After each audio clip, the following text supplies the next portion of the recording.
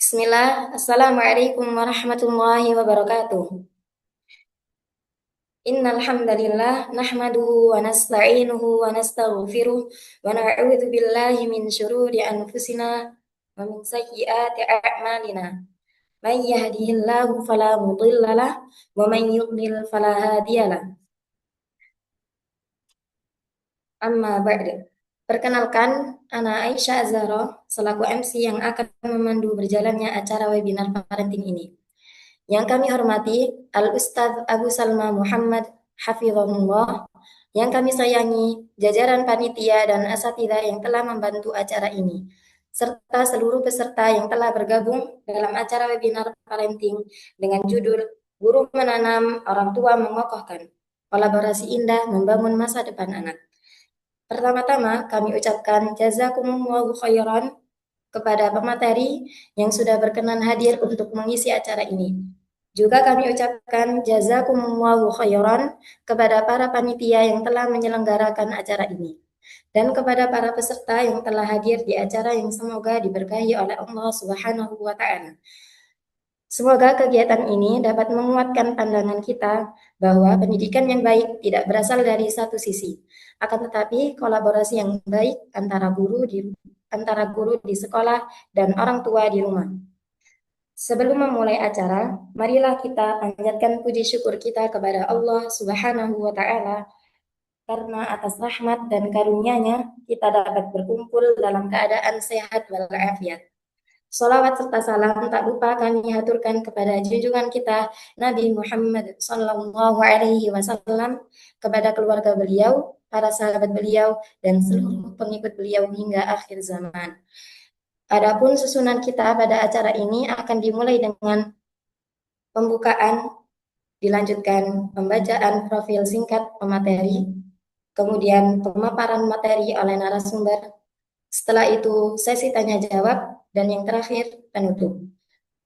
Semoga acara ini dapat berjalan dengan lancar dan memberikan manfaat bagi kita semua. Baik, kepada seluruh peserta kami ingin menginformasikan bahwasannya acara kita pada hari ini diselenggarakan oleh lembaga PKBM As-Sakinah. PKBM As-Sakinah adalah lembaga pendidikan Islam yang berkomitmen mencetak generasi Qur'ani, mandiri, dan berprestasi, berlandaskan Al-Quran dan As-Sunnah dengan pemahaman salafus salih, di bawah binaan Ustadz Fuad Baswedan, LC, MPDI, dan bimbingan para pengajar yang berkompeten. PKBM As-Sakinah menghadirkan pembelajaran terpadu dengan program unggulan tahfidzul Quran, pembinaan akhlak, dan perkembangan dan pengembangan kemandirian peserta didik. Acara ini juga turut didukung oleh para media partner dan sponsorship yang telah membantu menyebarkan informasi ini. Adapun media partner, Tarbiyatun Linnisa, Qaimah Al-Quran, Arabia with Us, Ad-Dur Al-Mansur, Akhwat Kreatif Project, Salaful Muslimah, Tarbiyah Sunnah, Darun Najah, Hubbul Lugha, dan SM Academy. Dan yang didukung oleh sponsorship yaitu Fikuara, Beats by DND, Ilya Safwa, dan An-Nakhba. Acara selanjutnya adalah acara inti dan yang paling kita tunggu-tunggu, yaitu pemaparan materi yang akan disampaikan oleh narasumber kita Al-Ustadz Abu Salma Muhammad Hafizahullah. Pemateri kita pada hari ini, beliau merupakan ketua yayasan dan pengasuh di sekolah anak teladan.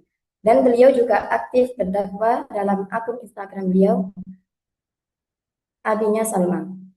Semoga ilmu dan pengalaman yang beliau bagikan pada kesempatan ini dapat memberikan manfaat dan wawasan bagi kita semua. Amin. Sebelumnya kami ingatkan kepada para peserta untuk senantiasa memperhatikan adab penuntut ilmu, dikarenakan apa yang akan beliau sampaikan insya Allah adalah ilmu yang bermanfaat bagi kita semua. Maka ikatlah ilmu itu dengan tulisan. Kami juga menghimbau kepada seluruh peserta untuk tidak mengaktifkan mikrofon beserta kamera kecuali ada arahan dari panitia. Baiklah, langsung saja kepada Al-Ustadz Abu Salma Muhammad, Hafizahullah. Waktu dan tempat kami persilahkan. Ayo, nah, Jazakillah khairan. Bismillah. Assalamualaikum warahmatullahi wabarakatuh.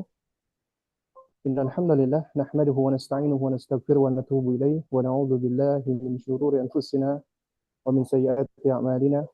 May yahdihillahu fahuwal muhtad wa may yudlil falan tajida lahu waliyyan mursyida. Asyhadu an la ilaha illallah wahdahu la syarika lah wa asyhadu anna Muhammadan abduhu wa rasuluh la nabiyya ba'dah amma ba'd. Nah, ya alhamdulillah kita bersyukur kepada Allah Subhanahu wa taala yang mana di sore hari ini kita diizinkan Allah Subhanahu wa taala untuk bisa bersua di kajian kita, kajian yang diselenggarakan oleh PKBM As-Sakinah tadi ya, di Rumah Tahfidz Manzilatus Sakinah. Nah, jadi izinkan ana share screen ya.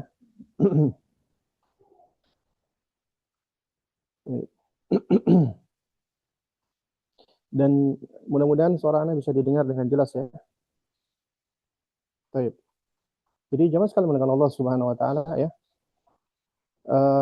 Di sini informasi yang menyebar adalah judulnya Guru Menanam Orang Tua Mengokohkan. Namun di sini izinkan saya mengoreksi ya. Ini sebenarnya kurang pas ya, kurang tepat judulnya. Karena yang tepat adalah orang tua yang menanam, guru yang mengokohkan atau menyuburkan ya. Kenapa demikian ya? Karena kalau kita bicara tentang kolaborasi, dikatakan kolaborasi indah antara orang tua dengan sekolah, maka yang lebih tepat adalah orang tua lah yang menanam, tapi guru lah yang mengokohkan dan menyuburkan. Ya, kalau kita ingin bicara kolaborasi yang tepat, yang sahih membangun masa depan anak. Kenapa? Alasannya, alasan pertama, karena orang tua lah ya yang menjadi pendidik utama dan pertama. Karena anak lahir di tengah orang tuanya. Allah titipkan kepada orang tuanya sebagai amanat. Ya, jadi anak tidak lahir di sekolah, ya. Dan Allah menitipkan kepada kita, kepada masing-masing orang tua. Sehingga yang berkewajiban pertama kali untuk mengasuh, mendidik, membesarkan, ngajarin anak, guru pertamanya adalah orang tua. Yang wajib mengajarkan akidah yang benar, orang tua. Yang wajib mengajarkan adab dan akhlak yang benar, orang tua. Bukan di sekolah, ya. Jadi karakter dasar termasuk akidah adalah tugasnya orang tua. Kemudian guru atau sekolah yang menyuburkan dan menguatkan dan mengokohkan. Jadi yang kedua, sekolah fungsinya adalah untuk menyokong, memperkuat atau mengokohkan. Artinya guru dan sekolah nggak bisa menggantikan peran utama orang tua, tapi menjadi mitra, partner yang menguatkan nilai-nilai yang sudah ditanamkan di rumah. Ya. Nah, dan kemudian yang ketiga alasannya adalah ini ya lebih selaras dengan firman Allah Subhanahu wa taala, ya ayyuhalladzina amanu qu anfusakum wa ahlikum nar. Wahai orang-orang yang beriman, jagalah dirimu dan keluargamu dari siksa neraka. Maka kewajiban dari seruan ini adalah kepada masing-masing orang tua, dia wajib menjaga dirinya dan menjaga keluarganya. Ya, dan kemudian alasan keempat untuk menghindarkan adanya mispersepsi atau kesalahan persepsi sebagian orang. Banyak orang tua merasa cukup menyerahkan pendidikan kepada sekolah, menitipkan anak kepada pondok. Padahal sekolah adalah sebagai mitra, partner, sebagai salah satu pensupport atau fasilitator ya, yang membantu menyokong, sementara pondasi itu tetap ada di dalam rumah. Makanya yang tepat orang tua lah yang menanam, guru yang menyuburkan atau guru yang mengokohkan. Nah, oleh karena itulah di sini ya judul saya koreksi ya. Nah, baik. Lalu kemudian ya manakala kita bicara bahwasanya orang tua adalah yang menanam ya, dan memang ibarat pendidikan itu sebagaimana disebutkan oleh sejumlah ulama kita seperti Al-Ghazali rahimahullah, juga termasuk Muhammad Ibnu Hazm ya rahimahullah, itu sama seperti bertani atau bercocok tanam. Dan memang sejatinya ketika kita menanam itu bukanlah kita yang menentukan bibit ya. Kita cuma bisa menyeleksi. Adapun bibit itu sudah Allah Subhanahu wa taala yang menentukan apa yang ada di dalamnya. Itulah fitrah. Ya, itulah fitrah. Jadi kita cuma bertugas untuk menjaga, menumbuhkan, memelihara dan menyuburkan. Itulah hakikat pendidikan, yaitu menjaga fitrah. Jadi pendidikan di dalam Islam bukan sekedar mentransfer pengetahuan, ya, bukan sekedar kita mengajarkan sesuatu, tapi di situ ada proses yang namanya kita harus menjaga bekal yang udah Allah tanamkan kepada masing-masing makhluknya, yaitu kepada ya manusia. Sebagaimana Nabi SAW mengatakan, "Mamin mauludin illa yuladu ala fitrah." Ya, tidaklah anak dilahirkan kecuali sudah berada di atas fitrah. Semua anak manusia sudah berada di atas fitrah. Ya, juga di dalam riwayat yang lain, ya, kullu mauludin yuladu ala fitrah. Setiap anak sudah berada di atas fitrah. Kata Imam Nawawi rahimahullahu taala ketika mensyarah hadis ini, ya hadis Bukhari Muslim, kata beliau, anna kulla mauludin mutahayyan lil Islam. Setiap anak itu sudah memiliki kecondongan kepada Islam. Juga demikian di dalam surat Ar-Rum ketika Allah Subhanahu wa taala fitratullah allati fataran nas 'alaiha. Demikianlah fitrah Allah yang Allah menciptakan manusia berada di atasnya. Ya. Itu kata Al-Hafidz Ibnu Katsir rahimahullahu taala, annahu fatara khalqahu 'ala tauhidihi wa 'ala ma'rifatihi wa 'ala annahu la ilaha ghairuh. Bahwasanya Allah Subhanahu wa taala sudah menciptakan manusia, ya, sudah berada di atas tauhid, ma'rifatullah, dan meyakini tidak ada sesembahan yang hak kecuali Allah. Makanya Ibnu Taimiyah di dalam Syarhul Lamiyah beliau mengatakan bahwasanya annal asla fi jami'in nas ala tauhid. Bahwasanya hukum asal seluruh manusia berada di atas tauhid. Artinya seluruh manusia asalnya udah berada di atas fitrah. Fitrah itu tauhid, akidah yang benar. Ya, di atas sesuatu yang lurus, hanif. Hanya saja fitrah ini menjadi rusak. Dan yang merusak pertama kali, kata Nabi SAW, adalah fa'abawahu, kedua orang tuanya, ibunya atau bapaknya, atau kedua-duanya. Ya yuhawidanihi, au yunassiranihi, au yumajjisanihi. Menjadikan anaknya Yahudi, Nasrani, atau Majusi. Jadi mengeluarkan anaknya dari fitrah Islam. Itu orang tuanya. Atau di dalam riwayat yang lain, dalam hadis yang lain, dalam hadis qudsi, bahwa yang merusak adalah syaitan. Ya, sebagaimana Allah berfirman di dalam sebuah hadis qudsi melalui lisan Rasulullah sallallahu alaihi wasallam, khalaqtu ibadi hunafa. Aku menciptakan hamba-hambaku hanif, lurus. Ya, Allah menciptakan hamba-hambanya semuanya hanif, lurus, berada di atas tauhid, ya. Summa atathum syayatin, kemudian datanglah syaitan-syaitan, ya. Fajtalathum an dinihim, yang memalingkan mereka dari agama mereka. Jadi syaitan memalingkan manusia dari agamanya. Agamanya itu, agama Islam adalah agama fitrah. Karena tugas kita adalah menjaga fitrah, yaitu dengan menanamkan keimanan, kemudian kita membentuk adab dan menyiapkan mereka menjadi hamba Allah yang seutuhnya. Inilah hakikat dari pendidikan, yaitu kita, ya, ibaratnya biji berada di atas fitrah, maka yang dapat menyuburkan adalah sesuatu yang sesuai dan selaras dengan fitrah itu, yaitu keimanan dalam Islam. Maka fitrah itu akan tumbuh dengan subur, ya. Dan oleh karenanya mengajarkan anak-anak manusia tauhid yang sesuai dengan Islam, tauhid yang sesuai dengan, ya, Islam yang lurus, ya, Islam yang benar, akidah yang benar, itu tidak sulit. Kenapa? Karena sesuai dengan fitrah, sesuai dengan, ya, Allah Subhanahu wa taala sudah menetapkan fitrah pada manusia. Jadi sebenarnya tidak sulit karena sesuai dengan fitrah. Nah, dari situlah maka akidah yang benar itu akan lebih mudah diajarkan sebenarnya. Dan kemudian juga tugas orang tua ta'dib, yaitu mengajarkan adab atau membentuk adab. Karena dengan adab inilah insya Allah anak-anak kita menjadi anak yang beradab, anak yang saleh, anak yang bertakwa. Sebagaimana kata para salaf, ya, bahwasanya as-salahu minallah, namanya kesolihan itu berada di tangan Allah. Ya, wal adabu minal aba. Sementara adab adalah melalui perantaraan orang tuanya yang mengajarkan adab tersebut. Ya, oleh karenanya Sayyidina Ali radhiyallahu taala anhu ketika menafsirkan ya ku anfusakum wa ahlikum ay adibuhum wa allimuhum, yaitu ajarkan adab dan ajarkan ilmu. Dan kemudian tujuan daripada pendidikan Islam adalah untuk mempersiapkan manusia agar ready atau siap menjadi hamba Allah yang seutuhnya. Karena Allah Maha baik nih. Allah ciptakan manusia dan jin untuk beribadah. Wa ma khalaqtul jinna wal insa illa liya'budun. Tidaklah aku ciptakan jin dan manusia kecuali untuk beribadah. Dan baiknya Allah ketika manusia lahir nggak langsung diberikan perintah atau larangan, nggak langsung disuruh sholat, nggak langsung disuruh beribadah, tapi di situ ada proses.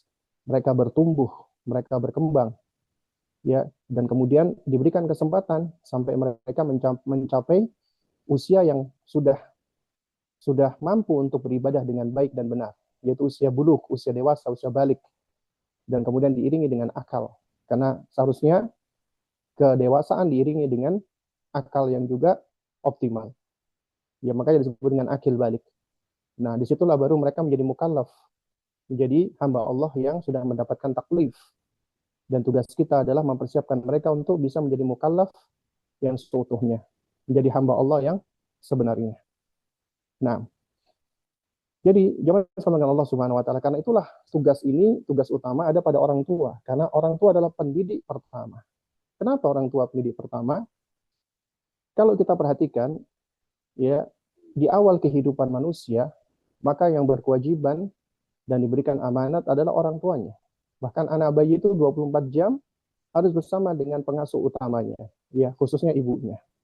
Ya, khususnya sang ibu. Kemudian ketika dia disekolahkan, ya, misalnya dimasukkan ke TK.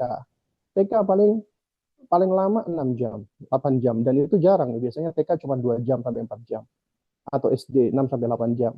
Selebihnya berada di rumah, ya. Nah, oleh karenanya pengaruh terbesar secara mutlak itu berada di rumah. Rumah adalah sekolah pertama manusia. Sebelum anak mengenali guru, mereka sudah mengenali guru utamanya, yaitu ayahnya, bundanya, dan bi'ah atau lingkungan atau suasana yang ada di rumah.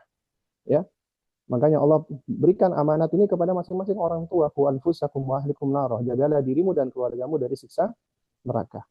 Jadi kita harus membangun mindset nih. Ternyata pendidik pertama dan utama orang tua tidak lain dan tidak bukan adalah, ya, orang tua. Maksudnya pendidik pertama dan utama anak-anak adalah orang tua. Nah, oleh karenanya sekali lagi madrasah pertama sebelum manusia mengenal dunia adalah rumahnya. Ibaratnya rumah itu membangun pondasi. Kalau diibaratkan seperti pohon, itulah akarnya. Rumah adalah akarnya. Sebelum anak belajar akademik, ya, sebelum anak belajar, ya, tentang hal-hal yang dapat membangun prestasinya, ya, atau yang lainnya, maka anak menyerap karakter di dalam rumah. Rumah karakter, sekolah karakter pertama kali adalah rumah. Mereka belajar kejujuran, kasih sayang, adab, cara menghormati, termasuk akidah yang benar, ya, itu ada di dalam rumah. Baru kemudian anak belajar setelah itu tentang, ya, matematika, bahasa, sains, ya, kemudian kemampuan bersosialisasi, ya, dan yang lainnya itu baru di sekolah. Ibaratnya itu adalah batangnya. Nah, kalau kita perhatikan faidah tarbiyahnya, anak itu lebih banyak meniru daripada mendengar. Karena menirunya anak itu lebih dominan dipengaruhi dengan apa yang disaksikan, apa yang dilihat. Karena yang dilihat itu lebih konkret, lebih nyata daripada apa yang didengarkan. Dan sesuatu yang dilihat itu adalah uswah atau teladan.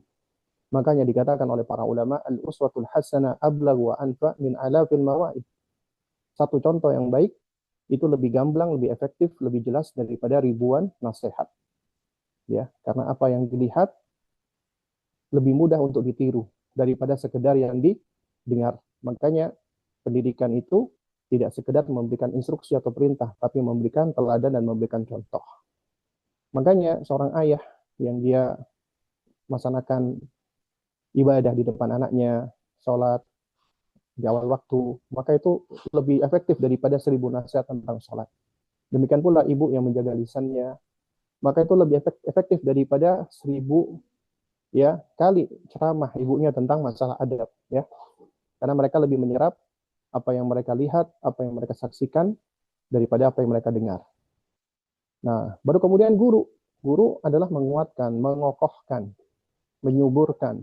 Jadi bukan menggantikan peran orang tua. Nggak bisa dan nggak boleh. Ya itu sudah uh, keluar dari bagian amanat. Karena amanat utama ada pada orang tua. Sementara guru, ya itu memang punya amanat, tapi amanatnya adalah terhadap orang tua, ya, yang mengajak mereka bekerja sama. Makanya guru nggak bisa menggantikan orang tua. Ya memang ketika di sekolah, guru ibarat orang tua bagi anak-anak muda tersebut, ya. Tapi tetap ya orang penanggung jawab utama, pendidik utama, guru utama adalah orang tua. Ibarat petani yang merawat kebun, maka orang tualah yang menanam benih, gurulah yang turut berpartner untuk menyiram dan memberi pupuk. Artinya guru turut menjaga pertumbuhan anak. Tapi tetap yang bertanggung jawab utama tentang pertumbuhan itu adalah ya orang tua, ya. Karena ya guru nggak bisa menumbuhkan benih yang nggak pernah ditanam oleh orang tua. Jangan berharap sekolah memperbaiki seluruh kesalahan ya anak yang itu berangkat dari rumahnya. Karena sekolah adalah mitra pendidikan, bukan pengganti pendidikan. Oleh karenanya kita harus membangun mindset ini, jangan sampai menjadikan ya rumah itu, maksud saya sekolah itu lebih daripada rumah sebagai institusi atau lembaga pendidikan. Ya. Nah, oleh karenanya ini suatu hal yang harus kita pahami ya. Oleh karenanya yang menanam pertama kali adalah harus orang tua. Gurulah yang mengokohkan, gurulah yang menguatkan, gurulah yang menyuburkan, gurulah yang turut membantu untuk menyirami dan lain sebagainya. Ya, tapi tetap yang memilih benih, kemudian juga yang menanamnya, dan kemudian yang menumbuhkannya pertama kali, kewajiban utama ada pada yaitu sang petani, yaitu orang tua itu sendiri. Nah, perlu untuk kita pahami kesalahan yang dapat menggugurkan tunas, yaitu dari sisi orang tua. Ya, artinya ada kesalahan-kesalahan yang patut dipahami nih oleh orang tua sebagai petani atau penanam utama. Jadi yang pertama, ketika sudah diserahkan ke sekolah atau ke institusi pendidikan atau ke madrasah atau ke pondok atau yang lainnya, ya mereka membangun mindset berarti mereka sudah lepas tangan. Berarti bukan tanggung jawab kami lagi nih. Kan sudah masuk sekolah Islam, apalagi dilabeli dengan sekolah sunnah. Ya maka ya udah berarti itu kalau baik buruknya anak berarti tanggung jawabnya sekolah nih. Bahkan ada orang tua yang anggap, anakku udah dimasukkan ke sekolah sunnah, tapi kenapa kok masih begini dan begitu. Padahal yang harus ditanya pertama kali itu adalah orang tuanya, bukan sekolah sunnahnya gitu loh. Karena sekolah sunnah pertama kali bagi anak-anak adalah rumahnya. Rumah yang harus dibangun di atas sunnah Nabi Shallallahu Alaihi Wasallam.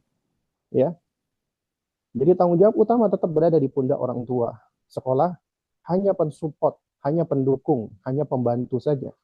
Tidak bisa menggantikan. Kemudian yang kedua, kesalahan yang dapat menggugurkan tunas adalah ketika orang tua tidak memberikan teladan. Ada krisis keteladanan. Menyuruh anak jaga gadget dan baca Al-Quran, tapi ayah ibunya justru sibuk dengan layar dan jauh dari Al-Quran. Cuma sekedar nyuruh-nyuruh saja. Cuma sekedar perintah-perintah saja. Berarti di sini ada ketidaksinkronan antara rumah sebagai tempat pendidikan utama dan sekolah sebagai tempat pendidikan pendukung. Nah, tentunya ketika ada ketidaksinkronan ini, ya maka menimbulkan anak pun menjadi labil, bingung, ya, karena mereka juga mengalami namanya krisis keteladanan. Atau yang ketiga, mengkritik guru di depan anak, ya. Misalnya ada hal-hal ya yang orang tua kurang srek, langsung dibilang ini gara-gara guru kamu ini. Kayaknya gurumu ini kurang ini, gurumu itu kurang itu, ya. Atau gurumu nggak pinter nih, gurumu atau semua ya dikit-dikit nyalain guru dan itu dikritik di depan anak. Dampak dampak fatalnya hilang penghormatan anak kepada guru, runtuh wibawa sekolah dan anak bingung mencari figur otoritas. Apalagi ketika sekolah dijadikan sebagai ya industrialisasi atau industri dan guru dianggap sebagai pegawai atau karyawan, sekedar buruh ya, ibaratnya seperti buruh atau karyawan. Dan orang tua menganggap diri mereka itu seperti investor atau komisaris. Nah, ketika mereka melihat ada sesuatu, maka mereka langsung melakukan pendekatan di dalam dunia industri, nyalah-nyalahin pegawai atau menyalahkan buruhnya, ya.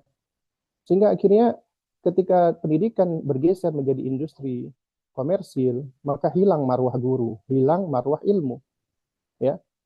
Maka anak menjadi kehilangan adab, niradab, bahkan kurang ajar dengan gurunya. Guru pun juga kehilangan wibawa, nggak punya otoritas ketika ingin mengoreksi dan meluruskan anak. Takut nanti orang tuanya datang, diancam, atau dilaporkan polisi, dan yang semisalnya. Maka hilanglah marwah pendidikan. Ini sebab utamanya karena ya diantaranya pendidikan dijadikan sebagai objek komersialisasi dan industrialisasi. Nah, kemudian juga di dalam kolaborasi, yang namanya kolaborasi ya, antara orang tua dengan sekolah, orang tua dengan guru, itu ternyata juga tetap ada titik butanya.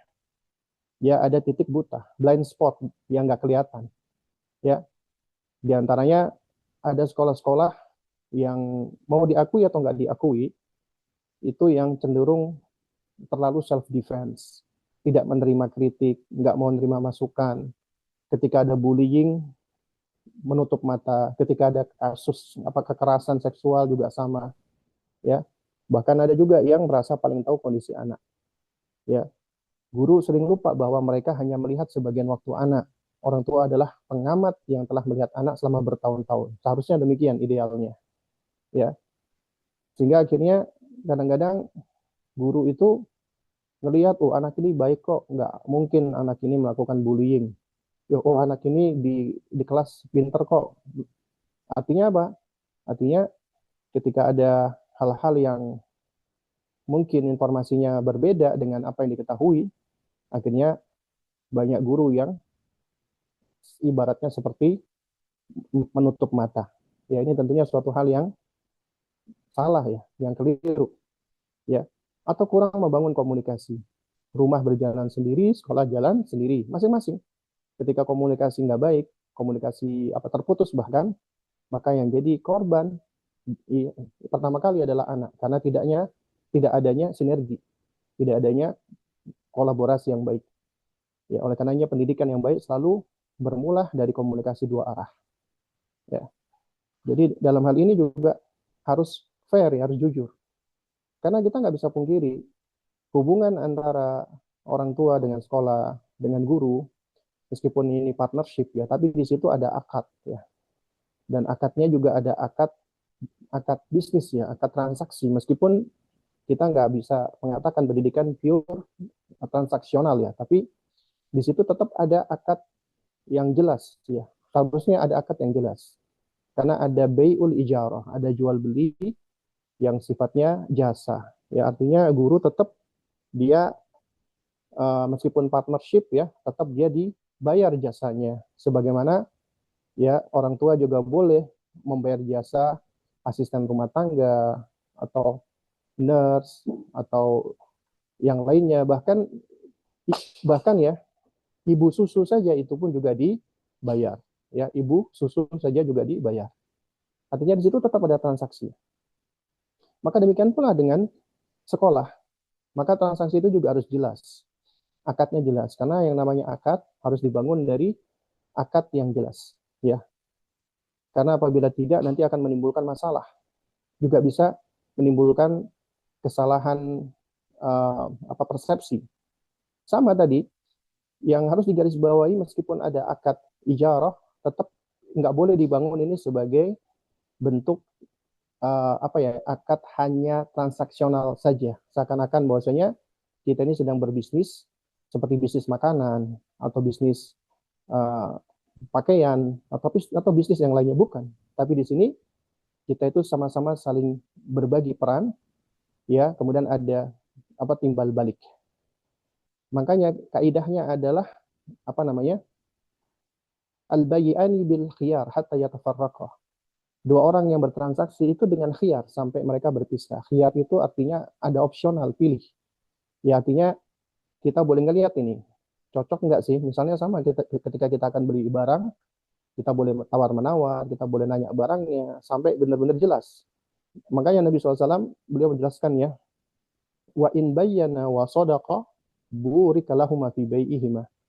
Apabila kedua orang yang bertransaksi itu saling jujur dan saling menjelaskan, maka akan diberkahi transaksi keduanya. Tapi wa in kadzaba wa katama, akan tetapi keduanya saling berbohong dan saling menutupi, maka akan dicabut keberkahan dari keduanya. Nah, apabila uh, kolaborasi atau ta'awun itu tidak ada keberkahan, maka hancur, ya. Makanya harus ada yang namanya tadi, yaitu kejelasan dan kejujuran. Nah, maka di sini antara orang tua dan sekolah harus sama-sama terbuka, harus sama-sama jujur, khususnya berkaitan dengan anak. Misalnya anak ini ada sesuatu harus disampaikan kepada guru atau sekolah supaya mereka tahu. Demikian pula ketika berada di sekolah, anak ini melakukan sesuatu, maka juga demikian, guru harus menyampaikan apa adanya, ya, yang tentunya dengan cara yang baik. Nah, kalau kita perhatikan di dalam prinsip psikologi tarbiyah, ya, jadi sebenarnya yang harus dibangun untuk anak-anak ketika kita bicara tentang pendidikan, ya, apalagi dimulai dari awal kehidupan manusia, maka yang dibangun pertama kali itu adalah secure, keamanan, dan itu dibangun dengan attachment. Ya, attachment itu artinya apa namanya? Perlekatan, ya. Nah, jadi Allah menciptakan anak dengan kebutuhan mendasar akan rasa aman. Dan rasa aman pertama kali anak manusia ketika masih bayi ada pada ibunya. Baru kemudian ya ayahnya. Karena ibu juga butuh keamanan. Keamanan itu ada pada suaminya. Ya, baru kemudian ketika dia sudah bersekolah baru dari gurunya. Rasa aman ini lahir ketika anak merasa dekat dengan ibunya, dengan ayahnya, dan juga dengan gurunya. Karena kaidah emasnya anak akan merasa lebih dicintai, ya. Anak yang merasa lebih dicintai akan jauh lebih mudah menerima nasihat. Ibaratnya koneksi sebelum koreksi. Jadi ketika mereka itu punya attachment yang baik dengan orang tuanya, dengan gurunya, dia punya rasa aman, maka akan terbangun trust, kepercayaan, maka dia akan lebih mudah untuk diluruskan dan diarahkan, lebih mudah untuk dikoreksi. Nah, kemudian prinsip psikologi yang berikutnya dari tarbiyah adalah keteladanan dan konsistensi. Harus ada keteladanan, uswah. Kemudian harus ada konsistensi aturan. Nah, jadi kita perhatikan yang namanya keteladanan itu penting. Karena itu contoh yang konkret. Dari orang tua, dari lingkungan, dari sekolah, guru, ya khususnya guru. Sebagaimana Ibnu Qayyim rahimahullah menegaskan bahwa anak sangat mudah menyerap kebiasaan dari lingkungannya. Makanya rumah dan sekolah wajib menjadi teladan yang seirama, ya. Jadi anak itu akan cenderung menyerap apa yang ada di sekitarnya. Dan apa yang paling dominan dia perhatikan dan dia lihat dan dia paling banyak berinteraksi dengannya. Nah, oleh karenanya memperhatikan dan menyeleksi serta membangun bi'ah lingkungan yang baik itu salah satu dari konsep pendidikan. Kalau dalam pendidikan ini disebut dengan proses apa namanya? Asimilasi, yaitu mempersiapkan atau apa namanya? Menyesuaikan lingkungan agar sesuai dengan individu atau menyesuaikan lingkungan agar sesuai dengan sang anak. Tapi tetap harus dibangun kemampuan adaptasi anak. Artinya selain kita menyesuaikan lingkungan, kita harus juga mendidik anak juga agar mereka punya kemampuan untuk menyesuaikan diri, bisa survive di lingkungan apapun. Itu dengan membangun imunitasnya dan membangun kemampuan takayufnya, kemampuan adaptifnya. Itu juga suatu hal yang penting. Ya, jadi harus ada lingkungan yang baik, baik itu di rumah ataupun di sekolah. Ya. Dan itu suatu hal yang dominan ya mempengaruhi anak. Dan kemudian yang ketiga adalah konsistensi. Di situ ada power ya atau ada pengaruh yang kuat. Karena sejatinya konsistensi jauh lebih penting daripada banyaknya nasihat, banyaknya instruksi. Ya. Misal contoh nih. Ya, di rumah seakan-akan anak itu dibolehkan untuk bermain bebas. Tapi di sekolah Enggak. Ya, atau di rumah anak seakan-akan dibolehkan untuk berbohong, tapi di sekolah dilarang. Maka anak akan bingung. Karena ya harus searah, sejalan gitu loh. Jadi harus ada nilai yang sama, ada yang sama di kedua tempat antara rumah dengan sekolah. Oleh karenanya di antara nasihat ya, sebelum milih sekolahan harus cari sekolah yang sevisi dan semisi, yang sefrekuensi dan searah. Jadi jangan sampai di rumah anak dilarang untuk bermusik, tapi ternyata di sekolahan dia malah ya bermusik misalnya. Baik. Zaman sekarang dengan Allah Subhanahu wa taala, ya.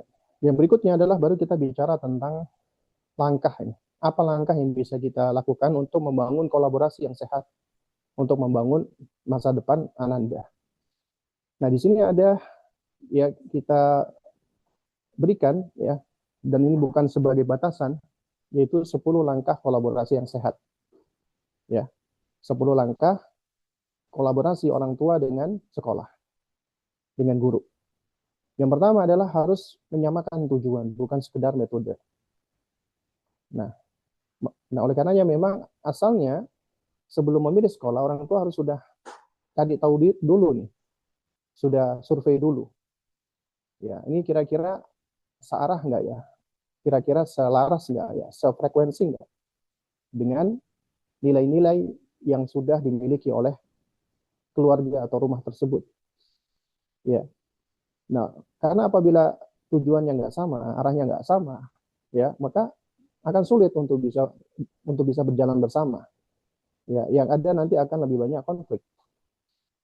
Jadi di dalam melangkah untuk membangun kolaborasi, jadi bukan cuma lihat metodenya saja. Oh ini ternyata pakai metode Cambridge misalnya atau metode ini. Jadi metode itu adalah belakangan. Yang penting adalah kita punya tujuan yang sama dulu nggak gitu. Makanya daripada berdebat soal target hafalan atau tugas, ya maka sepakati dulu kompas utamanya. Kita ini pengen jadi apa dulu? Anda menyekolahkan anak, tujuan utama Anda apa gitu loh. Ya, ketika Anda masukkan, tiap sekolah kan punya ciri khas dan corak yang nggak sama, beda-beda. Ketika Anda masukkan ke PKBM atau ke sekolah tahfidz atau ke sekolah umum atau ke sekolah Islam atau ke sekolah ini, sekolah itu, maka tentunya kita bukan sekedar milih ya. Di situ kita harus punya tujuan utama ini, apa yang hendak kita raih. Ya.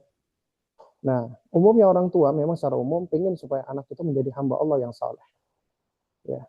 Pengen menjadi apa namanya? Anak-anak yang punya kesolihan ya. Anak-anak yang berbakti kepada Allah, kemudian dia berbakti kepada orang tuanya ya, dan kemudian dia berbakti kepada apa namanya? Negaranya dan seterusnya.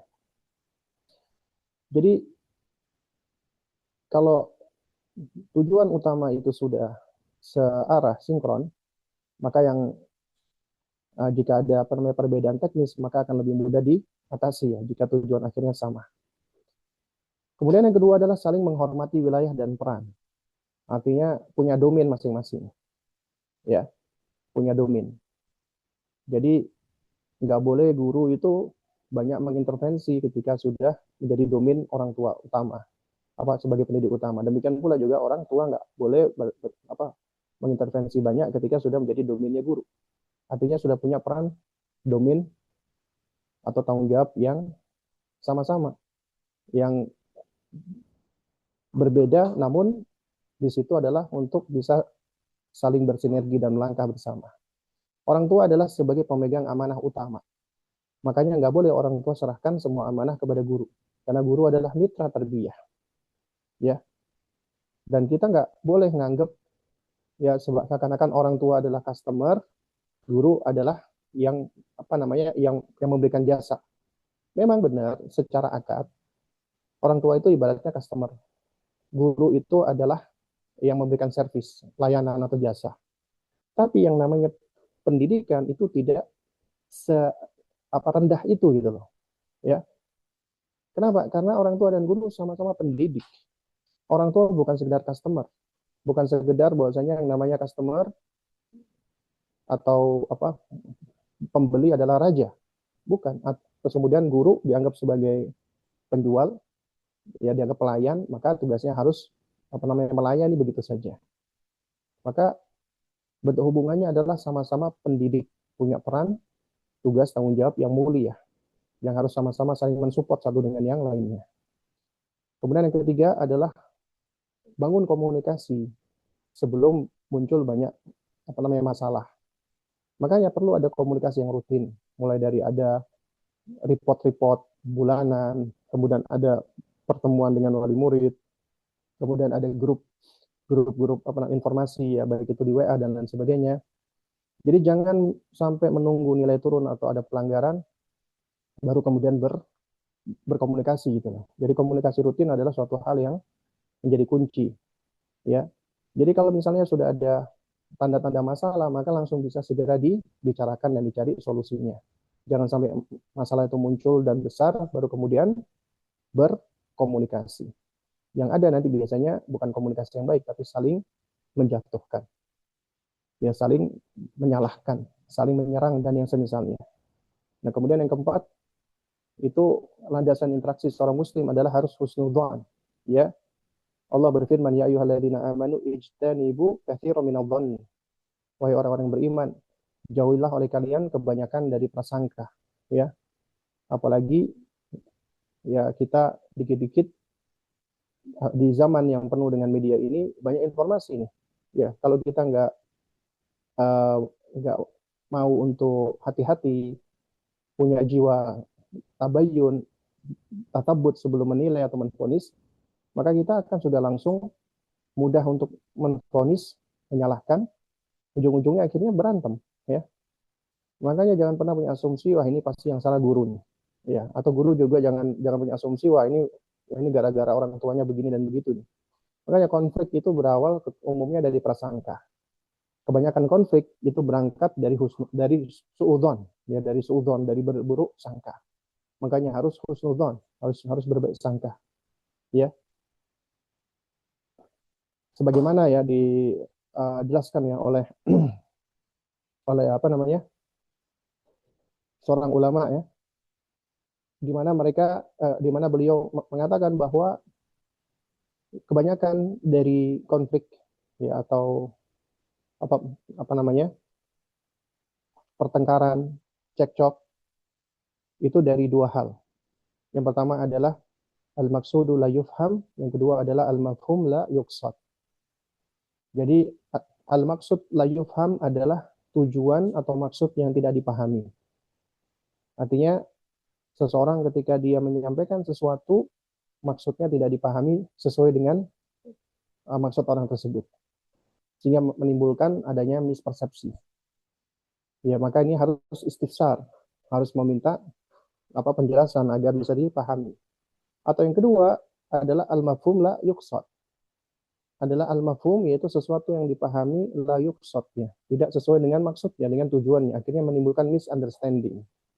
Maka di sini harus ada namanya tabayyun, ya.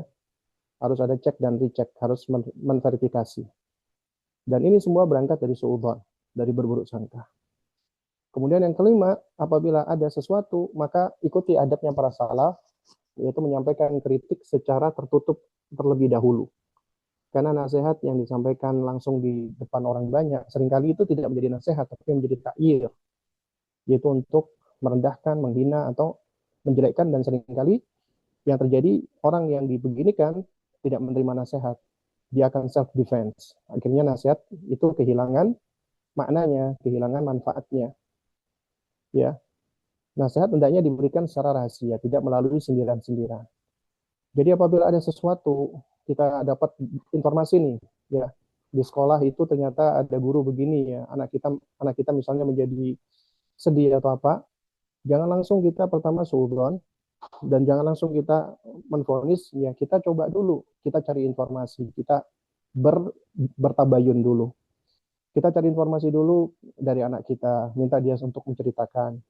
Terus kemudian kita cari informasi yang lain, misalnya kawan-kawannya atau orang tua yang lain. Ya, ibaratnya kita coba tabayun dulu, cari informasi. Nah, baru kemudian kita langsung, ya, minta waktu untuk bisa bertabayun langsung pada si guru tadi. Ya, jadi datangi dengan adab. Ya, atau sama juga guru ketika ada anak bermasalah, ya, maka juga hendaknya langsung menghubungi orang tua, ya, atau mengikuti SOP atau apa namanya prosedur yang ada di sekolahan.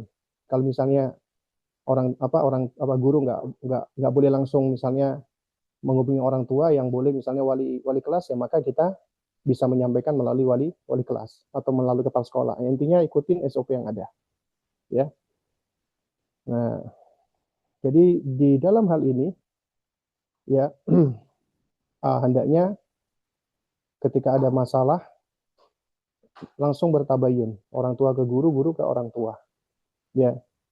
Jadi jangan dengan cara yang salah, yang keliru, ya, yakni orang tuanya cari informasi ke anak langsung menghantam gurunya, juga sama guru, ya, dari anak langsung menghantam orang tua. Makanya yang keenam, jangan menjadikan anak itu ya ibaratnya seperti kurir konflik, ya. Jadi misalnya ada orang tua ngomong, "Nih, kamu nanti besok ya kamu bilang ke ustadzmu begini." Nanti ustadznya bilang begini, ya. Ustadznya ngomong ke anak itu, "Nanti kamu bilang ya ke bapakmu atau ke ibumu begini." Akhirnya apa? Anak menjadi korban yang terjepit di tengah konflik. Makanya langsung komunikasi antara dua pendidik kalau ada sesuatu. Artinya jangan dijadikan anak sebagai kurir konflik, ya. Nyuruh ke anak itu ngomong ke bapaknya atau ke ibunya, kemudian juga orang tua ngomong ke anaknya, "Kamu ngomong sama gurumu nanti gini." Ya. Nah, kemudian yang ketujuh adalah harus membuat aturan pokok yang sama. Harus satuin gitu. Menyatukan aturan pokok. Jangan sampai sekolah misalnya melarang game berlebihan tapi di rumah malah memfasilitasi tanpa batas. Ya. Jadi harus ada aturan-aturan yang searah dan sejalan, ya. Kalau misalnya di sekolah itu dilarang bawa gadget, maka juga di rumah anak itu dibatasi screen time-nya, tidak dibebaskan begitu saja, ya. Nah, ini juga akan membangun yang namanya kejujuran, ya, termasuk sholat dan adab itu harus ada di kedua tempat ini. Di sekolah dia disuruh sholat, maka di rumah juga sama.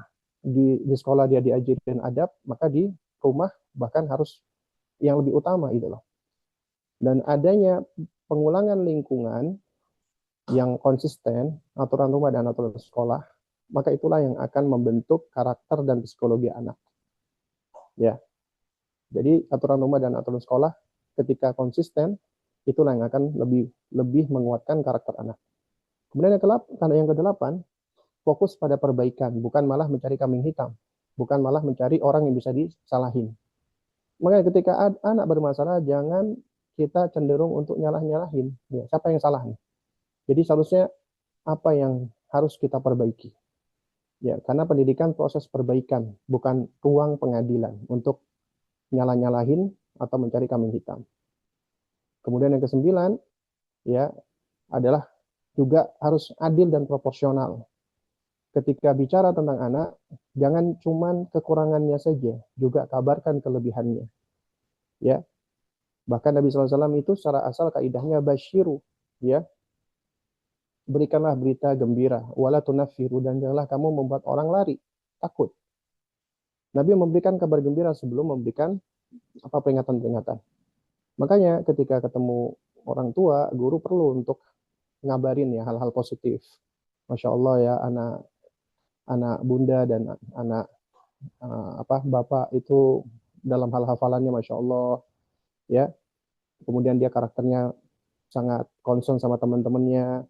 Cuman ini ada beberapa yang harus dikoreksi nih dalam hal ini, dalam hal itu. Jadi jangan cuma langsung ini ya anak bapak ibu ini dia kurang dalam hal ini dia kurang baik dalam hal ini. Jangan cuma langsung menyampaikan kejelekannya, karena kita tidak sedang mentahdir anak ini. Kalau bab tahdir memang tidak perlu disebutkan kebaikan, kita takwim. Kita hendak menilai anak ini, ya, dalam rangka untuk apa? Untuk bersinergi. Kemudian yang terakhir, last but not least, adalah dukung wibawa guru secara proporsional. Jadi di depan anak jangan pernah berkata ini ustadzmu ini salah nih, ini sekolahmu ini aneh nih, jangan. Karena jika wibawa guru dirusak, yang pertama kali hancur adalah ya rasa hormat anak kepada ilmu. Maka kalau ada kesalahan, keliru, tabayun dan selesaikan secara tertutup dengan nasihat. Maka formula praktis kolaborasi tarbiyah itu rumah menanam, sekolah mengokohkan. Keduanya bersinergi. Jadi yang membangun akidah, karakter atau akhlak, yaitu rumah. Yang wajib mengajarkan keimanan, cinta kepada Allah, kepada Rasulullah, adab-adab yang dasar, dan kebiasaan-kebiasaan baik itu rumah. Nah, sekolah baru mengokohkan dengan ilmu yang lebih luas, dengan kedisiplinan, dengan pembiasaan-pembiasaan yang lebih terarah, kemudian juga dengan lingkungan-lingkungan yang lebih bisa diatur, ya, dan penguatan karakter. Nah, jadi dengan adanya sinergi, yaitu sama-sama bekerja sama-sama mengawasi, ya rumah mengawasi, sekolah mengawasi perkembangan imannya, akhlaknya, pergaulannya, teknologinya, kesehatan jiwanya, dan juga sama-sama mendoakan. Karena sebesar apapun usaha manusia, hidayah mutlak berada di tangan Allah Subhanahu wa Ta'ala. Nah, maka buah dari tarbiyah, tujuan akhir pendidikan yang kita harapkan bukan sekedar mengejar ranking gelar atau kuantitas hafalan, atau supaya anak punya pekerjaan yang mapan. Tujuan terbesarnya adalah apa? Adalah apa namanya? Ayyakuna abdan solihan lillah. Itu menjadi hamba Allah yang soleh karena Allah. Makanya kita hendaknya juga memperbanyak doa, karena ini diantara salah satu sebab atau faktor kesolihan, yaitu dengan memperbanyak doa kepada Allah Subhanahu wa Ta'ala, ya, diantaranya doanya ibadur rahman dalam surat Al-Furqan, ya, Rabbana hablana min azwajina wa dzurriyyatina qurrata a'yun waj'alna lil muttaqina imama. Ya Rabb kami, karuniakanlah kepada kami pasangan dan keturunan yang bisa menjadi penyejuk mata bagi kami, ya, dan jadikanlah kami pemimpin bagi orang-orang bertakwa. Dan sebagai kesimpulan, jamaah sekalian, ya, anak-anak kita nggak butuh orang tua yang cuma bisa nyalahin anak, termasuk nyalahin gurunya. Demikian pula guru yang cuma bisa nyalahin anak dan nyalahin orang tuanya. Anak butuh keduanya sebagai pendidik dan guru yang berada dalam satu barisan, yaitu punya tujuan yang sama, yaitu berikhtiar menghantarkan anak ini dengan izin Allah menjadi hamba Allah yang saleh. Orang tua lah yang menanam, guru yang mengokohkan. Ketika keduanya bersinergi, maka insya Allah anak akan tumbuh sesuai dengan fitrah menuju ke ridhonya Allah Subhanahu wa Ta'ala. Nah, jadi ini adalah poin-poin yang mungkin bisa disampaikan. Berikutnya mungkin ada sedikit waktu, ya, yang ingin bertanya, yang bisa saya jawab, yang tidak bisa saya jawab ya harap dimaklumi dan dimaafkan. Baik. Untuk yang ingin bertanya secara langsung mungkin bisa raise hand, atau yang ingin bertanya via kolom chat juga silakan, nanti insya Allah akan kita baca. Ya.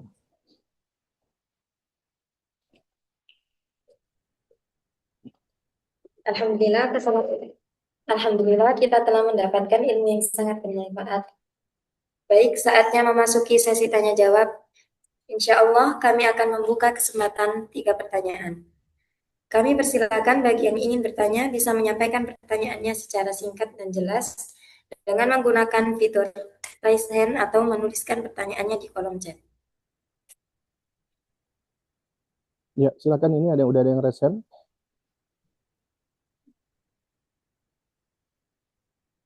Ya. Persilakan untuk membuka mic-nya. Untuk Nela Umu Abdillah, dipersilakan untuk membuka mikrofon.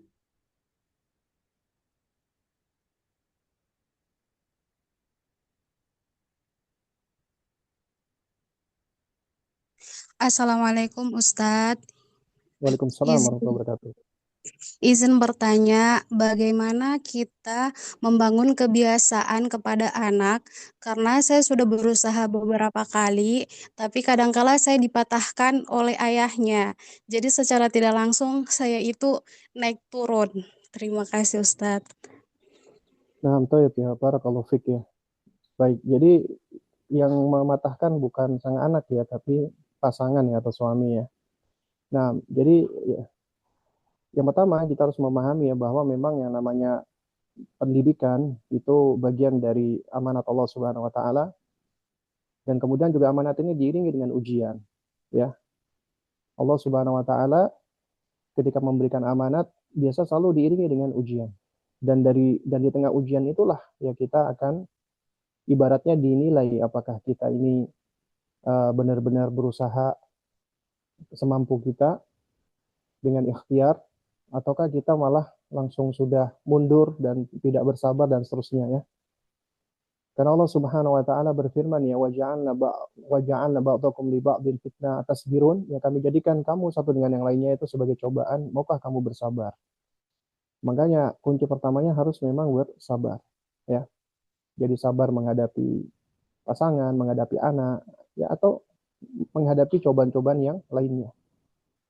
Kemudian yang kedua, idealnya memang harus punya aturan yang sama antara orang tua dengan antara suami dan istri, antara ayah dengan bundanya. Kalau aturannya berbeda, maka tentunya yang akan bingung anak ya. Ibu memperbolehkan, ayah nggak bolehin, ya atau sebaliknya. Akhirnya anak bingung. Makanya dalam hal ini harus sejalan ya. Nah, oleh karena itulah ketika sudah bicara tentang uh, prinsip-prinsip pendidikan itu harus sudah disepakati ya antara suami dan istri.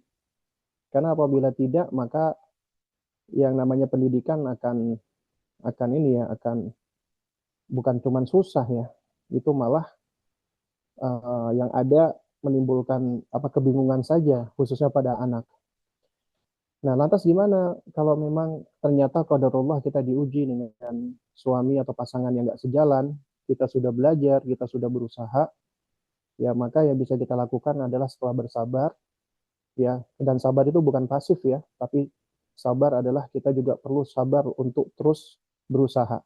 Karena usaha kita juga membutuhkan apa kesabaran.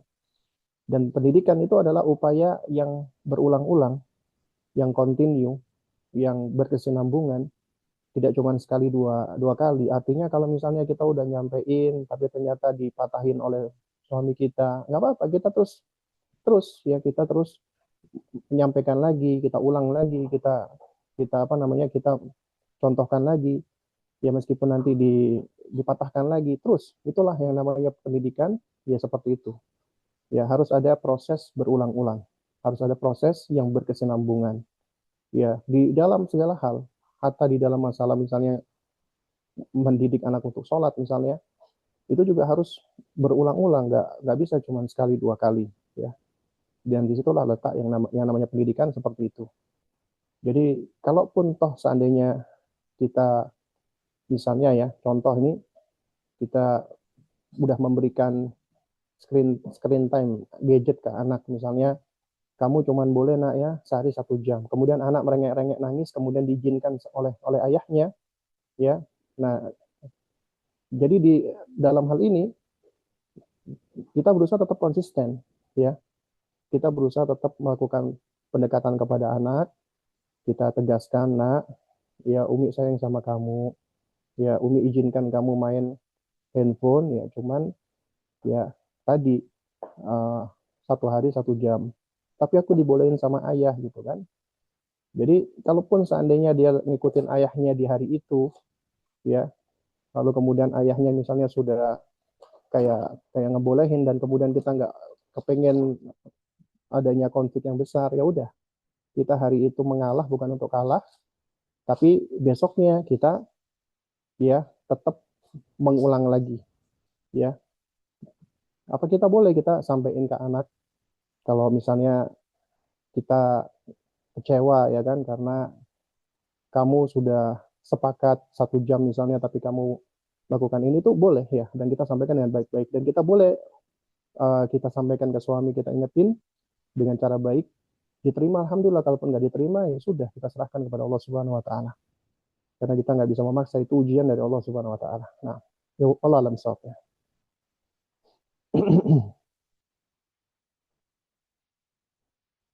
Nah, Baik, baik. Ini kita jawab dulu ya. Yang ada di mana? Yang ada di kolom chat ya. Ini ada pertanyaan, bagaimana dengan homeschooling jika kami memiliki anak homeschooling? Ya sebenarnya eh, kalau yang saya pahami nggak ada masalah dengan homeschooling ya. Dan saya pribadi lebih cenderung untuk jangan memposisikan homeschooling sebagai lawan dari sekolahan-sekolahan, sekolah formal atau sekolah-sekolah yang lainnya ya. Jadi justru prinsip ya, orang tua menanam, lembaga pendidikan mengokohkan, ya maka pada homeschooling pun anak juga tetap butuh ya. Artinya kita yang menanam dan kita juga yang berusaha untuk mengokohkan. Maka di dalam hal ini memang tanggung jawabnya lebih kuat, lebih besar, tapi insya Allah ganjaran pahalanya lebih banyak juga gitu loh. Ya. Nah, dan toh yang namanya homeschooling itu juga tidak mesti harus yang ngajar orang tua. Kita juga bisa tetap pakai ada minta tolong atau misalnya kita bekerja sama dengan mendatangkan guru atau yang lainnya. Ya wala kulihal ya apa sebenarnya tidak ada masalah dengan yang namanya homeschooling sebenarnya. Itu adalah pilihan saja dari orang tua. Ya karena nggak ada kewajiban untuk menyekolahkan anak di sekolah formal, nggak ada kewajiban untuk menyekolahkan anak di sekolah meskipun itu diberikan label dengan label Islam atau Sunnah. Yang penting adalah kita mendidik anak kita ya untuk mempersiapkan mereka bisa menjadi hamba yang saleh ya. Nah, jadi kalau mau homeschooling juga monggo, silakan. Bahkan mungkin dengan homeschooling ya kita lebih bisa banyak quality time, kita bisa lebih mengcustom pendidikan sesuai dengan kondisi anak kita ya, dan juga kita bisa lebih uh, melakukan pengawasan kepada anak-anak kita. Nah, mulai alam ya. Ya. Ya, silakan ini yang ingin bertanya langsung mungkin dari Ibu Fiana ya.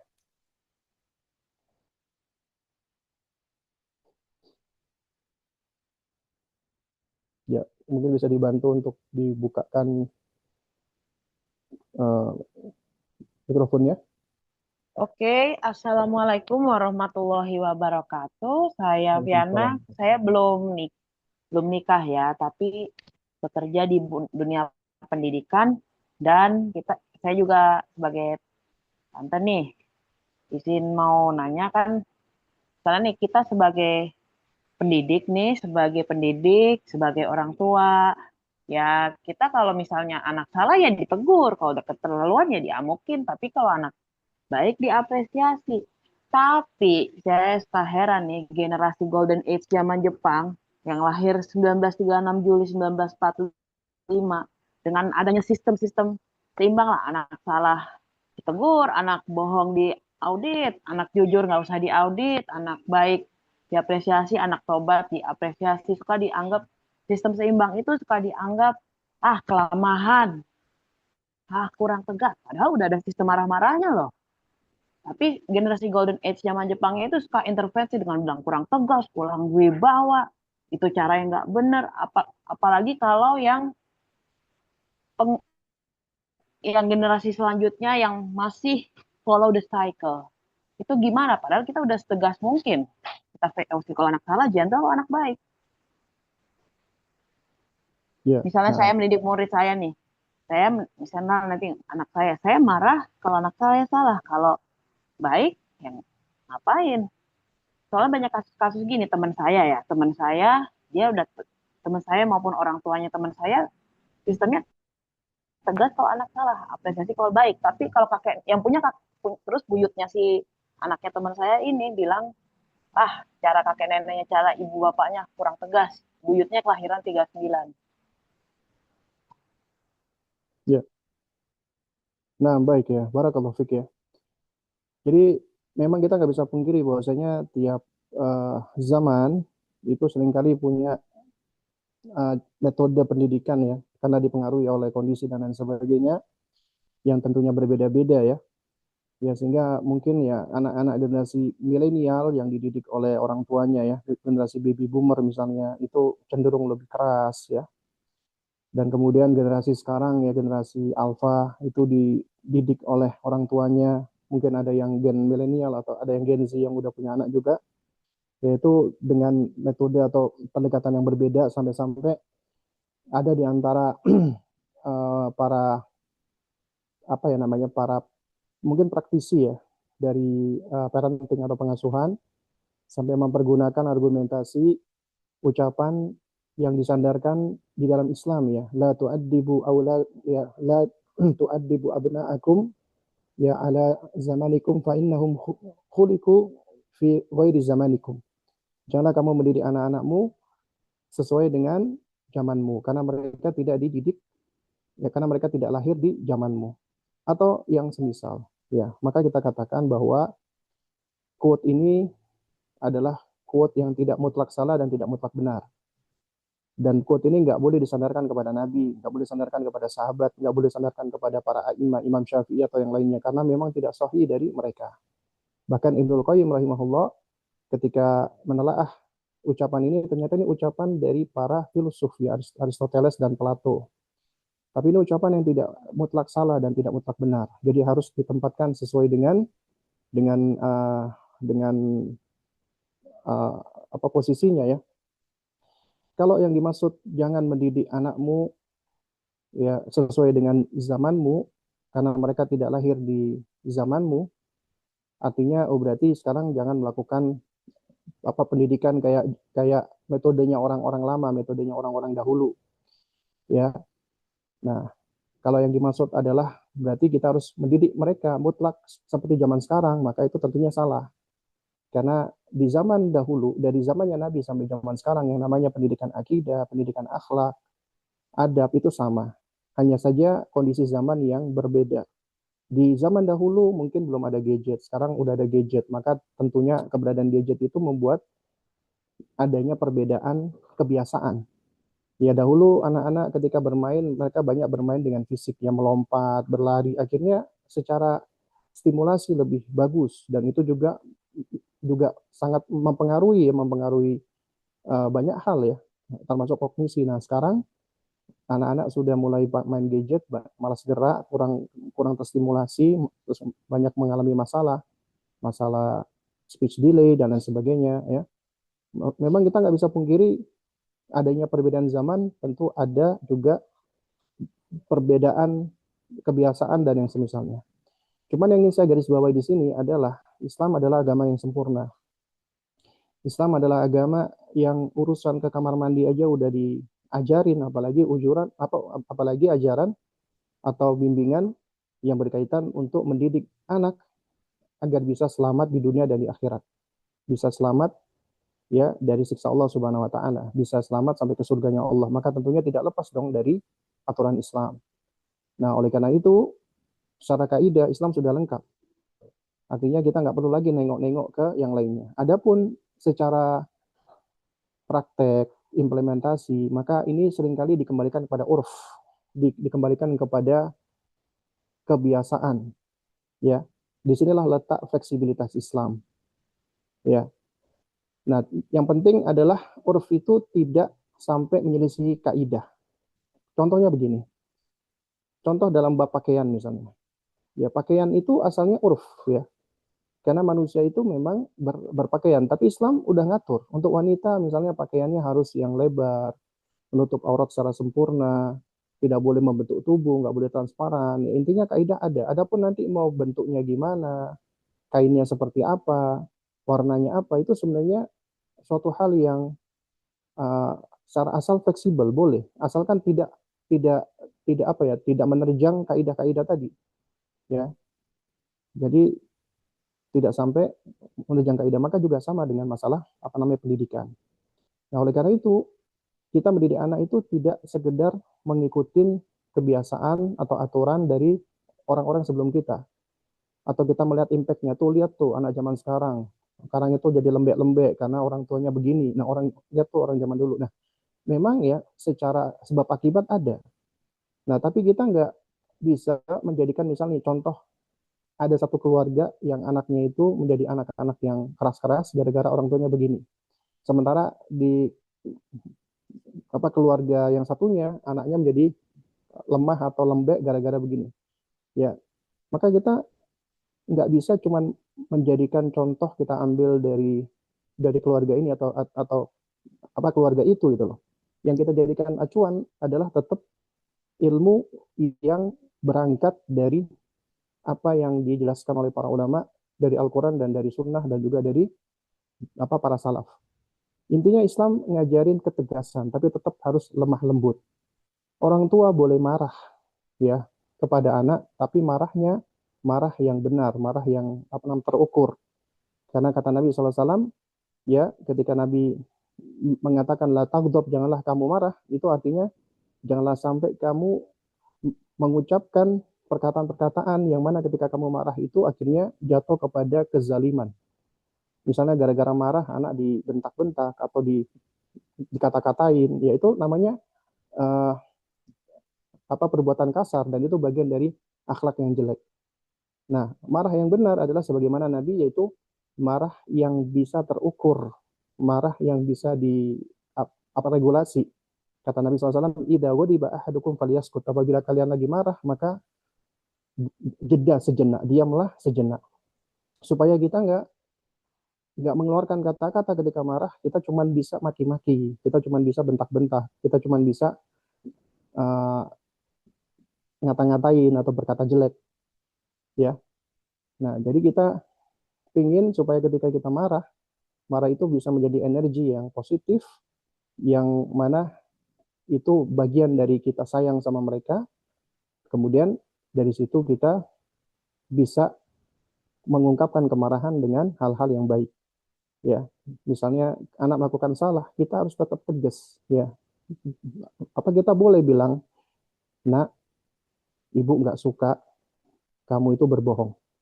Ibu nggak suka kamu itu memukul ya apa kawanmu, misalnya begitu ya. Karena ibu benci dengan perbuatan-perbuatan seperti itu. Tapi ingat, yang kita vonis adalah perbuatannya, jangan orangnya. Jadi jangan sampai kita katakan ibu benci sama kamu, jangan. Ibu benci dengan apa perbuatan-perbuatan seperti itu. Nah, baru kemudian kita katakan kalau kita pun dengan mereka sayang, ya kita apa peduli. Supaya mereka tahu bahwasanya ada yang namanya apa perbuatan keliru yang harus dibenci, tapi terhadap pelakunya maka kita nggak otomatis langsung harus baro atau berlepas diri atau langsung kita apa namanya menyakitinya gitu loh. Wala kulihal ya, intinya adalah kita sebenarnya tidak begitu ambil ambil ini ya ambil apa peduli sebenarnya dengan mau itu generasi golden age-nya Jepang atau generasi ini generasi itu, tidak.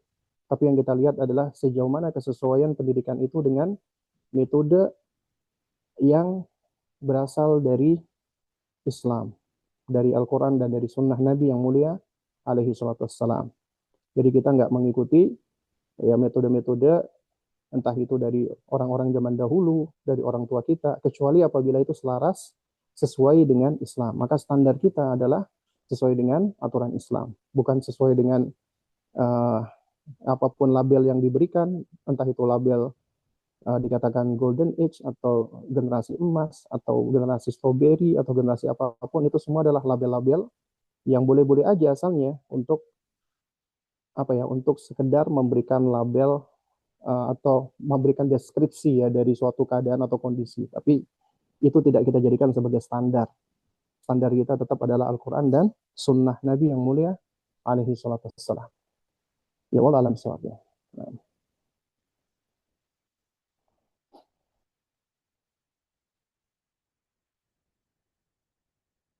Baik. Ini ada pertanyaan yang bagus ya. Salah satu prinsip psikologi tarbiyah adalah rasa aman. Bagaimana kita sebagai orang tua menciptakan rasa aman untuk anak ketika melakukan kesalahan. Oh iya, jadi jangan sampai kita salah kaprah ya ketika bicara tentang masalah rasa aman.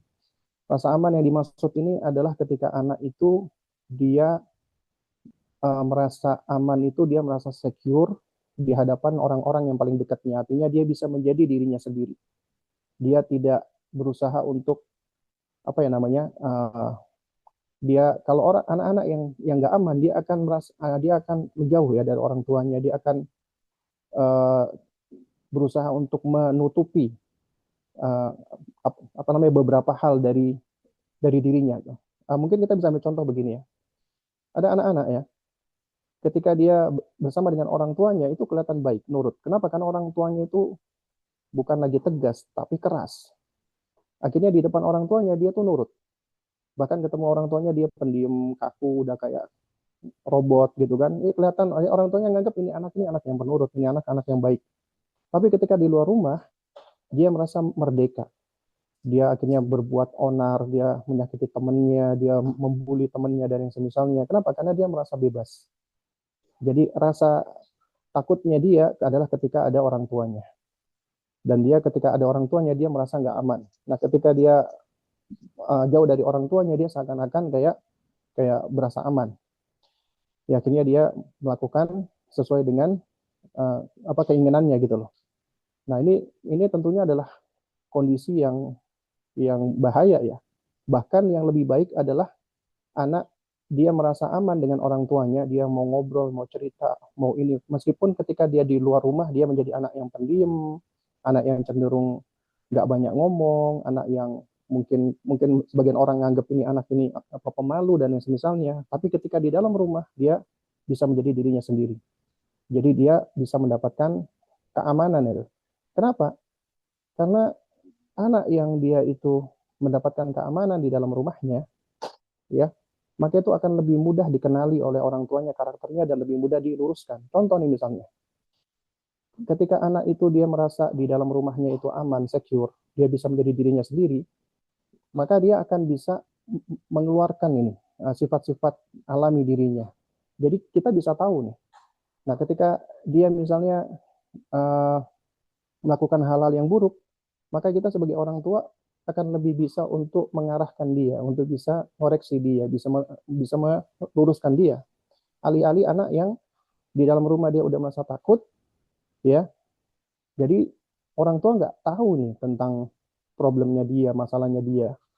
Ya kenapa? Karena tadi kondisinya dia adalah kondisi yang dia tidak merasa aman di dalam rumahnya, akhirnya dia menutup diri ataupun dia batasi dirinya dari interaksi dengan orang tuanya, ya akhirnya orang tuanya akhirnya tidak begitu mengenal dirinya, dan ini tentunya yang kita khawatirkan. Artinya anak ketika merasa salah, ya itu ketika dia merasa aman, itu bukan artinya wah aku berbuat salah berarti ya udah aman-aman aja, bukan. Ya maksudnya bukan seperti itu. Ketika dia melakukan kesalahan, tetap orang tua harus punya aturan yang tegas, aturan yang konsisten. Ya artinya anak tetap harus belajar, dia itu ketika salah harus belajar menanggung konsekuensi. Jadi kita pun juga perlu untuk melakukan punishment ya, karena di dalam konsep Islam tetap ada reward and punishment. Itu kita memberikan reward ketika dia memang berhak, dan kita berikan punishment ya sesuai dengan jenis kesalahannya. Artinya yang salah ya tetap harus diluruskan gitu loh. Nah, jadi ketika mereka salah, bedanya orang tua yang memberikan keamanan dengan yang tidak memberikan keamanan, ketika anak salah itu cuma bisa disalah-salahin, cuma bisa divonis, atau cuma bisa ya ibaratnya itu orang tua cuma bisa ibaratnya melampiaskan emosi atas kesalahan anak dengan cara mungkin dimarah, dibentak, diomelin, akhirnya anak merasa takut ya atau yang semisalnya, dan anak itu takutnya bukan takut melakukan kesalahan, tapi takut dengan respon orang tuanya. Nah, takutnya dengan respon orang tuanya inilah seringkali anak nggak sadar dengan kesalahannya, tapi dia lebih takut dengan marahnya orang tua. Makanya dia bisa jadi akan mengulangi kesalahan yang sama, tapi di belakang orang tuanya. Padahal yang kita maksudkan, yang kita inginkan bukan seperti itu. Ya, tapi orang tua yang anak itu punya secure attachment ya, yaitu perlekatan yang aman dengan orang tuanya, ketika dia melakukan kesalahan nih, ya, maka orang tuanya itu akan mengingatkan dengan cara baik, ya, dengan cara yang hikmah dan dengan tegas gitu loh. Dan anak ketika dia melakukan kesalahan, ketika dia punya secure attachment, maka dia akan lebih mudah untuk menerima nasihat, ya. Dan juga ya ibarat ini memang ketika kita udah membangun koneksi yang baik, maka anak akan lebih mudah dikoreksi. Jadi jangan sampai disalahpahami, bukan artinya anak itu diberikan rasa aman, maka berarti dia bebas melakukan apapun yang dia mau gitu loh. Kesalahan-kesalahan maka dia bebas. Enggak, tetap harus dikoreksi. Tetap harus diarahkan, harus diluruskan. Yang salah tetap harus dikatakan salah. Dan tugas kita adalah membimbing mereka, anak-anak kita, ketika salah agar supaya dia tidak mengulangi lagi kesalahannya. Dia sadar akan kesalahannya. Ya, ya Allah alam sawab. Jadi jangan sampai kita salah pahami. Nah,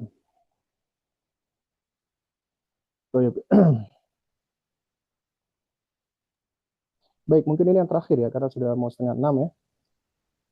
Salah satu, apabila kita awam dari awal tidak tahu bagaimana harus mencari sekolah yang baik dan ternyata memang benar salah tidak sesuai dengan kita harapkan, bagaimana sebaiknya Ustadz? Ya kalau kita misalnya baru belajar belakangan, kemudian kita lihat ternyata sekolah yang kita pilih itu tidak sesuai, maka cuma ada dua opsi. Opsi pertama adalah kita berusaha untuk menjalin kerjasama, berkolaborasi dengan sekolah, dan kita hadir untuk memberikan masukan, saran, ya mungkin kita juga bisa turut masuk ke komite atau turut aktif di dalam ya upaya supaya arah pendidikan itu bisa sesuai dengan yang kita inginkan, dan tentunya ini memang berat ya. Nah, atau opsi kedua ya, ketika kita melihat kok kayaknya susah, maka ya sekolah bukan cuman sekolah itu saja, artinya masih ada sekolah-sekolah lain yang bisa kita cari, kita survei, kita lihat, kita bandingkan mana yang kira-kira yang lebih sesuai. Wa ala kulli yang paling penting adalah jangan terlalu over ekspektasi, jangan menganggap bahwasanya sekolah itu apalagi yang dilabeli sunnah itu pasti baik, ya pasti nggak ada salah, pasti ini, jangan, itu malah akan membuat kita kecewa, karena tetap sekolah-sekolah itu akan banyak ketidaksempurnaannya, banyak kekurangannya, bahkan kesalahannya. Maka tugas kita adalah bukan sekedar untuk menyalah-nyalakan dan menvonis. Nah, disitulah peran kita sebagai partner ya, kita sama-sama bekerja sama adalah kita saling ya menasehati, saling meluruskan ya, dan juga kita berusaha untuk saling memaklumi apabila memang kesalahan itu masih bisa dimaklumi atau bisa kita uzur. Ya, namun kalau itu udah kesalahan prinsip, kita sudah memberikan nasihat, kita sudah memberikan masukan, namun tetap masih berulang lagi, maka ya namanya orang yang partner, dia boleh dong untuk menghentikan partnershipnya ketika sudah tidak lagi sejalan. Ya, wala kulihal di sini ya tentunya kita kembalikan kepada pengetahuan kita, ilmu kita ya. Dan ini adalah bagian dari fadilah Allah Subhanahu wa taala. Nah, kemudian lalu setelah itu kita berikhtiar, berusaha, dan selebihnya ya kita serahkan kepada Allah Subhanahu wa taala. Ya, nah, wallahu a'lam bishawab. Mungkin ini yang bisa disampaikan, dan mohon maaf ya, ini tadi ada agak sedikit terlambat datangnya karena saya posisi tidak sedang di rumah ya saat ini. Ya, dan juga mungkin kalau misalnya ada distraksi juga mohon dimaafkan. Semoga apa yang disampaikan pada sore hari ini dapat memberikan manfaat. Ya, tentunya yang hak datangnya dari Allah Subhanahu wa taala, yang salah datangnya dari diri saya pribadi. Untuk penutup saya serahkan kembali kepada moderator kita, ya, barakallahu fikum wa fiha, dan saya izin undur diri. Insyaallah nanti slide akan di-share oleh panitia. Ya, aku qouli hadza wa astaghfirullah li wa lakum. Ya, assalamualaikum warahmatullahi wabarakatuh. Waalaikumsalam warahmatullahi wabarakatuh. Alhamdulillah telah kita lewati bersama acara pada hari ini bersama pemateri kita Al-Ustadz Abu Salman Muhammad Hafizahullah. Kami ucapkan jazakumullahu khairan kepada Ustadz atas ilmu yang telah disampaikan, dan semoga apa yang telah beliau sampaikan dapat menjadi amal jariah bagi Ustadz dan keluarga. Selanjutnya, tanpa mengurangi rasa hormat, kami persilahkan kepada pemateri kita untuk meninggalkan ruang Zoom. Sekali lagi kami ucapkan jazakumullahu khairan wa baraka fikum. Alhamdulillah kita sudah berada di penghujung acara. Kami ucapkan jazakumullahu khairan kepada seluruh peserta yang telah mengikuti acara ini hingga selesai. Semoga ilmu yang kita dapatkan hari ini dapat bermanfaat bagi kita semua dan diberkahi oleh Allah Subhanahu wa taala. Sebelum Ana tutup, izinkan Ana untuk mengingatkan bahwasannya para peserta diharapkan mengisi absen di kolom komentar. Ana selaku MC acara webinar kali ini, mewakili seluruh panitia memohon maaf atas semua kekurangan dan kesalahan yang ada, baik secara sengaja atau tidak disengaja. Kami ucapkan jazakumullahu khairan kepada seluruh sponsorship dan media partner yang telah mendukung acara pada hari ini. Sekian dari Ana. Wassalamualaikum warahmatullahi wabarakatuh.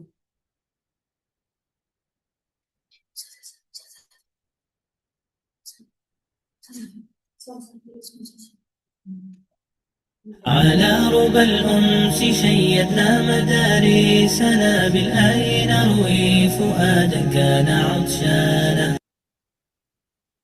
Assalamualaikum sahabat Fikuara. Pernahkah merasa uang yang dulu terasa besar, kini cepat habis? Itulah mengapa banyak orang memilih emas untuk menjaga nilai kekayaannya. Fikuara Gold Shop, kami siap menjadi sahabat Anda dalam merencanakan masa yang aman, mudah, dan terpercaya. Kami melayani jual beli emas batangan Antam Serti, buyback berbagai merek emas batangan, serta memberikan informasi harga emas harian yang transparan. Menabung emas bukan sekadar menyimpan aset. Emas dapat membantu menjaga nilai uang dari inflasi dan mempersiapkan berbagai tujuan keuangan, seperti biaya pendidikan, haji, rumah impian, modal usaha, hingga dana pensiun. Yuk mulai investasi emas dengan lebih nyaman dan percaya diri bersama Fikuara Gold Shop, sahabat Anda dalam merencanakan masa depan.